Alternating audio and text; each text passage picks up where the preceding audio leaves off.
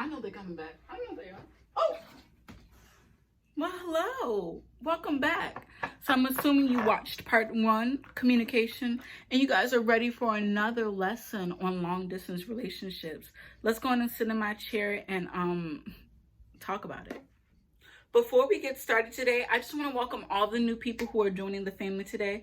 I want you guys to go ahead and like and subscribe and like. It does not matter which one you do first, as long as you tap that notification button. If you're old head, what's up, famo? You guys already know what we do here. Let's go and get into the video.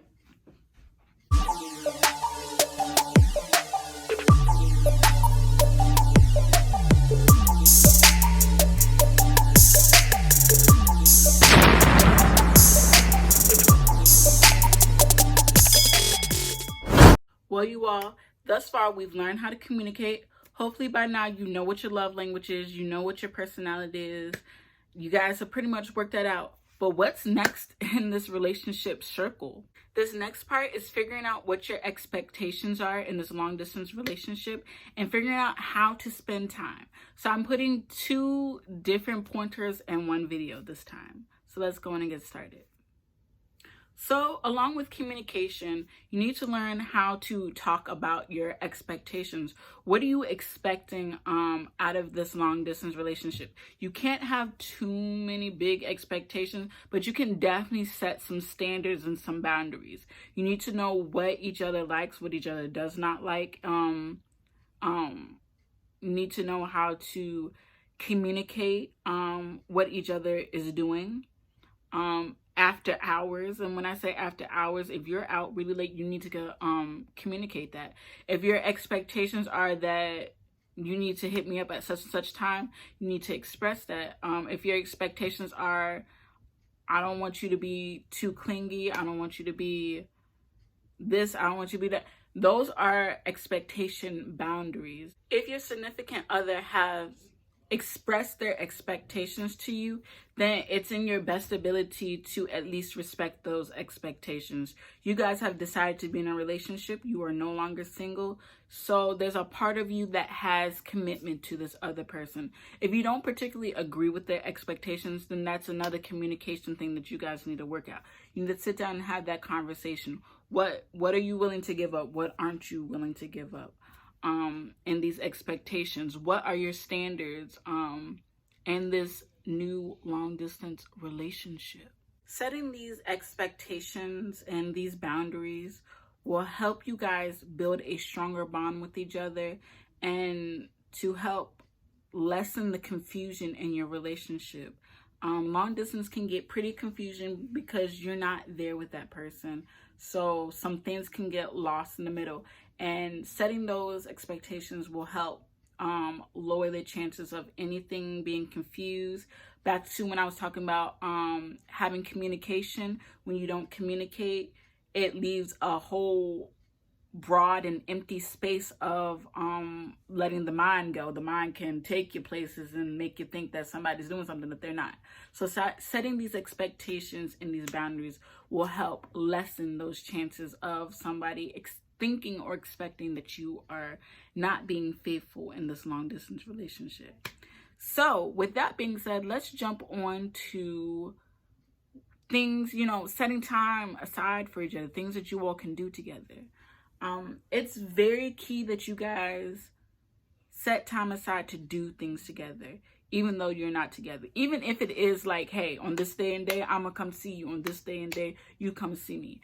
That communication of traveling is also important, because one person should not just be doing it because you both decided to be in a relationship. So you need to set schedule it. Hey, in such and such weeks or such and such month, I'm doing this, you're doing that.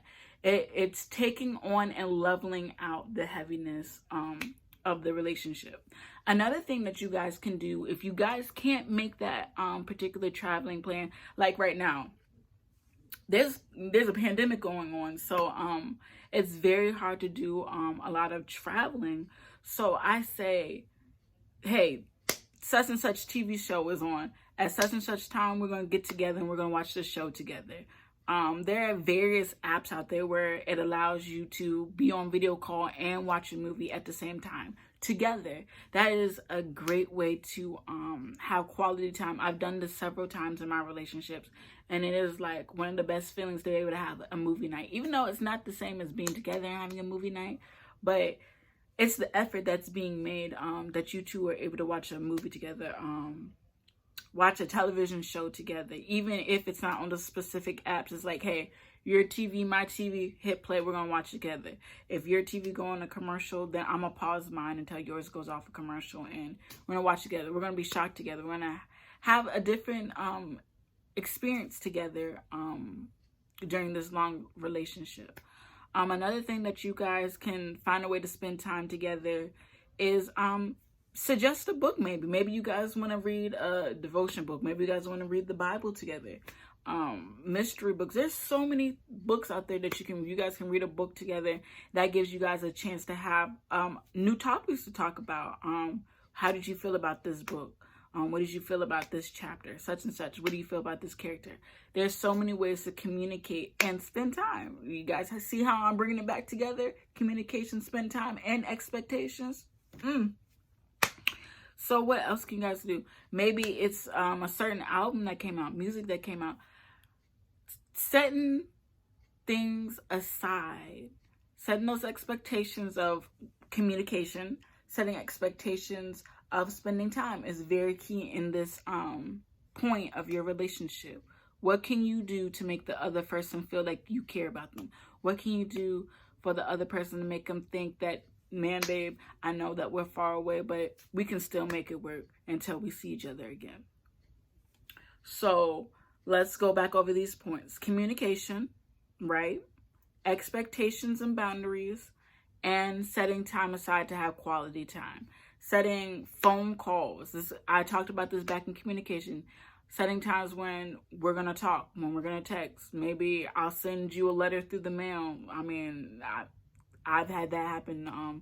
I went to college long distance, and the person sent me letters. You know, that was a way of letting me know that they were thinking about me, that they cared in like this like old romantic rustic way. What else?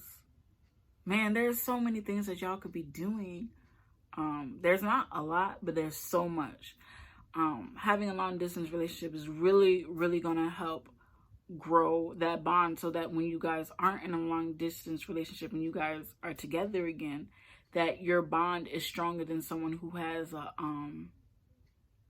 a close knit or a close in-person relationship, because this is giving you all a chance to really dig deep and learn about each other. You guys are going to want to talk more because of the fact that you're not there to talk every day.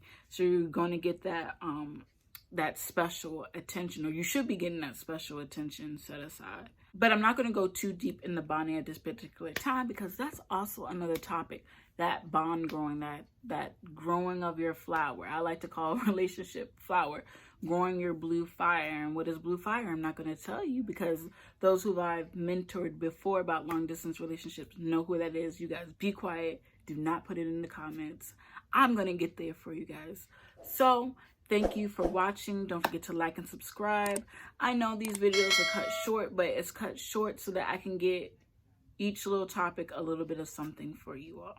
So until next time, you guys, spend time and set those boundaries, huh? Perfect.